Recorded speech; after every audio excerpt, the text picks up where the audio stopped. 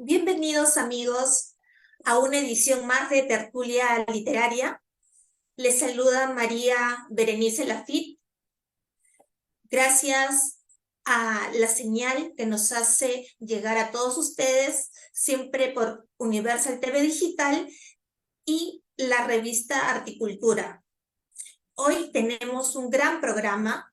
Nos corresponde, en este viaje por el mundo de las letras, hemos llegado a Francia. El día de hoy vamos a hablar diversos aspectos de la literatura francesa, pero principalmente vamos a hablar de su máximo escritor y también reconocido a nivel universal, el gran Víctor Hugo. Para ello contaremos con la presencia y el valioso aporte de un destacado escritor y docente universitario peruano. Él es el doctor Félix Terrones, quien vive y trabaja en Europa y desde allá ha tenido la gentileza de concedernos esta entrevista. Bien, antes de cederle la palabra al doctor Félix Terrones, les voy a mencionar un breve resumen de su vasto currículo vitae. Él nació en Lima, es autor de novelas como El silencio de la memoria en el 2008, Ríos de cenizas en el 2015, libro de microrrelatos El viento en tu cara en el 2014, una novela corta A media luz en el 2003, ensayo Un sueño hecho ficción en el 2019. También es coautor de Cuadernillos de Obrejillo en el 2019. Ha sido escritor y antologado de la obra de Sebastián Salazar Bondy para la Biblioteca Ayacucho en Caracas. Colabora en publicaciones como La Gran Continent, Librújula, Milenio. Ha sido profesor de literatura latinoamericana y traducción en la École Normale Supérieure Francia. Actualmente es profesor asociado en la Universidad Berns, Suiza.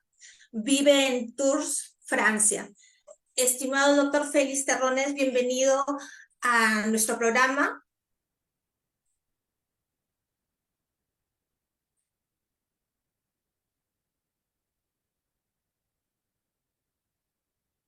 Creo que... ¿Nos escucha, doctor? Sí, sí, los escucho muy bien. Muchas gracias Sí, por, le reitero, bienvenido al programa Tertulia Literaria. muchas gracias por la invitación, María. Un gusto estar con ustedes. Al contrario, gracias a usted. Estimado doctor Félix Terrones, la literatura francesa es muy importante por, digamos, las repercusiones que ha tenido en la literatura de otros países, si hablamos de la literatura universal. Para hablar de la literatura francesa, bueno, no nos queda muy corto este programa, pero vamos a hablar ciertas generalidades y quién mejor que usted, como usted prefiera tratarlo, porque sabemos de que tienen diferentes etapas también, ¿no? Y bueno, le cedo la palabra para que nos comente un poco sobre la literatura francesa. Me deja una respuesta demasiado abierta. Quizá pueda comenzar con la primera parte de su comentario, ¿no? Es decir, lo relacionado con el ascendiente de la literatura francesa en las literaturas de otras latitudes. Bueno, afirmación con la cual estoy totalmente de acuerdo, ¿no? La literatura francesa, desde su emergencia, desde la Edad Media, el Renacimiento, el gran siglo XIX, sobre el cual vamos a hablar, siglo XX, lo que va del siglo XXI, es una de las literaturas más antiguas, es una de las literaturas más versátiles, con una riqueza de autores, de escuelas, de movimientos, que de un modo u otro siempre han buscado, siempre han estado a la vanguardia de lo que se entiende como literatura a nivel mundial. Es un aspecto que siempre me ha interpelado de la literatura francesa. Otro aspecto muy importante para continuar con la reflexión es que es una literatura muy singular en muchos aspectos, entre otros, el hecho de que a diferencia de otras literaturas, estamos hablando en español, pienso por ejemplo en la literatura española, en lengua española, la nuestra, ¿no? Que tiene una figura fundacional que es Cervantes y su novela Don Quijote. Con la literatura francesa no ocurre eso, porque es una literatura tan rica y variada que tiene muchas figuras. Por un lado está el Chrétien de Troyes, por otro lado están autores como Mozart, después están autores como Molière, como Voltaire, como Rousseau, y entrando bien en el siglo XIX, estamos en el siglo de Balzac, de Hugo, de Stendhal, de Zola, ¿no? Actualmente hay un escritor que me gusta mucho, que me parece evoca en muchos aspectos el caso de Víctor Hugo, ¿no? Que es Eric Bouillat, que curiosamente, ejecutando el perfil de lo que es el escritor francés de alcance universal, tiene precisamente una novela muy de tonalidad propia de Víctor Hugo, dedicada a la conquista del Imperio Inca por los españoles. Eric Bouillat vivió cerca de 10 años en Perú, en Cusco en particular. Entonces tiene esta novela muy singular. No vimos que Eric Bouillat no es un autor cualquiera, es, el último ganador, es uno de los últimos ganadores del premio Goncourt, es uno de los autores más leídos a nivel mundial. Y bueno, una parte importante, valiosa de su obra está dedicada a Víctor Hugo, al Perú y bueno, y en ese sentido evoca la imagen de Víctor Hugo, ¿no? Y entrando lleno a Víctor Hugo y relacionarlo con Perú, es muy curioso saber que Víctor Hugo fue en una época en la cual no existían redes sociales, no existía internet. Exacto. Víctor Hugo fue un autor de alcance universal que se preocupó mucho por las cuestiones políticas en América Latina. Existe una carta en el Congreso de la República en Perú que Víctor Hugo dirigió al Congreso de la República de Perú para manifestar su desacuerdo con algunos eventos políticos que ocurrían en nuestro país. Sí, un poco retomando lo que usted acaba de señalar, entre tantas características importantes, la literatura francesa tiene en sus orígenes una influencia romana, germánica, y lenguas regionales propias de Francia, ¿no? Y toda esta amalgama hace que se mezclen, se fusionen y es lo que queda como la lengua francesa. El caso de literatura francesa, en verdad, yo creo que va por otras vertientes, ¿no? Es decir, hay que considerar las literaturas que denominamos nacionales en función no tanto de un movimiento secular, sino Ya. que ha ido sedimentando con los siglos, sino más bien en función de procesos, de dinámicas singulares que hay que contextualizar históricamente, ¿no? Eh, el caso de la literatura francesa es emblemático en ese sentido porque la literatura francesa es una literatura de carácter nacional relativamente reciente porque emerge en el siglo XIX, ¿no? Con la aparición de la filología en su vertiente romántica, ¿no? Al igual en correspondencia con lo que ocurre en Alemania. Entonces, esa noción en Francia de una literatura de carácter nacional que les lleva a operar por anacronismo, un racomodo de su perspectiva, de su carácter literario nacional, les lleva a apropiarse en términos nacionales de textos como la canción de Rolando, ¿no? Como los textos de Chrétien de Troyes, ¿no? Entonces, sí, es una literatura secular, milenaria, que hunde sus raíces, si queremos, en la literatura latina, ¿no? Al igual que la literatura italiana, que la literatura española, pero al mismo tiempo, por más paradójico que parezca, también es una literatura relativamente reciente, ¿no? Lo cual, reciente por un movimiento, y aquí voy a hacer una parte de tu comentario, ¿no? Reciente, reciente por un movimiento del siglo XIX orientado a enfatizar el francés, el carácter nacional de la lengua francesa, que excluyó, a diferencia de lo que ocurre en países como España, que excluyó del ámbito letrado al vasco, al bretón y otras lenguas de carácter regional, ¿no? O sea, es muy sintomático que en la literatura francesa no se considere otras lenguas consideradas menores, porque hubo una política estatal desde el siglo XIX de orden centralista orientada a imponer el francés ahí donde no se hablaba el francés o donde no había expresión en francés, y esto se ve de manera muy marcada en Bretaña, por ejemplo, ¿no? Donde el bretón quedó relegado a ser una lengua de segundo orden, ¿no? Hasta muy recientemente, cuando aparecieron movimientos que revalorizan el bretón como debe ser, es decir, como una lengua muy, al igual que el francés, ¿no? Una lengua que vincula un pensamiento particular, una manera de entender el mundo y tal. Si quiere, y para regresar siempre paralelo con Perú, ¿no? Es un poco la política de la lengua española en Perú con otras lenguas como el quechua, como el aymara. Efectivamente. Referente a la literatura francesa, muchos investigadores la dividen o identifican diferentes etapas de la literatura francesa. Comencemos por la Edad Media. Eh, Varios investigadores señalan que el primer texto en francés fue Juramentos de Estrasburgo en el siglo IX, y el primer texto literario es Secuencia de Santa Eulalia. Posteriormente vino otra etapa también importante, que es el Renacimiento.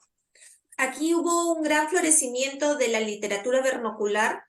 mm, Se renovó la poesía. Quisiera un poquito más que me amplíe este aspecto, ¿no? Esta etapa poética de la literatura francesa en sus inicios.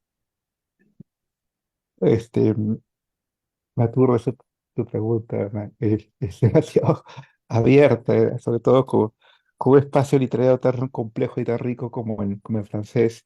Ah, Es ya, difícil sí, situar, disculpe, es di- sí, si le parece muy abierta, digamos, formular la pregunta más puntual. Si nos puede hablar un poco sobre la poesía francesa, ¿no? Sus inicios, y luego también creo que sería importante comentar algo breve sobre la prosa, ¿no? Francesa también, y ya. ya para luego entrar a lo que es Víctor Hugo. Vamos por partes, quizá retomando un poco la primera parte de la primera formulación de la pregunta y asentándome en lo que es solo juramento Estrasburgo, ¿no? Sí. Y que es un caso muy singular porque, claro, los juramentos de Estrasburgo es otra vez una operación del siglo XIX usted sabe que las literaturas nacionales, ¿no? La literatura alemana, la literatura española, la literatura italiana, buscan desesperadamente el texto más antiguo, ¿no? Para poder decir, nuestra literatura es la más antigua, entonces es la más prestigiosa, ¿no? Entonces, los especialistas franceses, los lectores especializados franceses, encuentran los juramentos de Estrasburgo, ¿no? Es un texto, como su nombre lo dice, de carácter notarial, ¿no? Que resuelve problemas entre territorios de lo que actualmente sería Francia y Alemania, ¿no? Los españoles se burlan de los franceses, ¿no? Porque los españoles dicen que mientras el primer texto francés son los juramentos de Estrasburgo, un texto de carácter notarial, con vocación de derecho, ¿no? De derecho como disciplina, quiero decir, el primer texto español, que serían las jarchas mozárabes, ¿no? Sí que fueron escritos con carácter, o comentados, escritos y o comentados con carácter poético, con lo cual la literatura española sería no solo más vieja, sino también más estética que la literatura francesa, ¿no? Al margen de esto, cierto que, y aquí ya hablo más como lector de novela que de poesía, me encanta la poesía, pero hace mucho que no leo tanta poesía francesa, que quien dice literatura francesa piensa indisociablemente en poesía, ¿no? Creo que es junto con la literatura alemana, es una de las literaturas que, hay que decirlo, ¿no? Que cuenta con unas tradiciones poéticas más radicales en los dos sentidos de la palabra, ¿no? El sentido de hundir sus raíces y el sentido de extrema de la literatura a nivel mundial, ¿no? Yo pienso en particular en una escritora medieval que a mí me gusta mucho, que es Leonor de Aquitania, ¿no? Que, bueno, tiene unos poemas muy singulares, lo que es, y además una mujer, ¿no? En los cuales explaya su subjetividad, su vena poética, ¿no? Que es entre muy sentida, muy rigurosa y con una sensibilidad bastante exquisita. Y después, claro, ¿no? Vienen poetas más adelante como Gonzalo, ¿no? Que es un poema, un poeta en cierta medida como un poeta de corte, ¿no? Que además es un poeta que escribe con un ritmo y con una métrica muy precisos, ¿no? Que es una especie de orfebre, ¿no? Es esta cosa también que tienen los franceses, que es una especie de orfebre de idioma, ¿no? Que a la vez que fija una lengua, va renovándola mediante sus exploraciones estéticas, ¿no?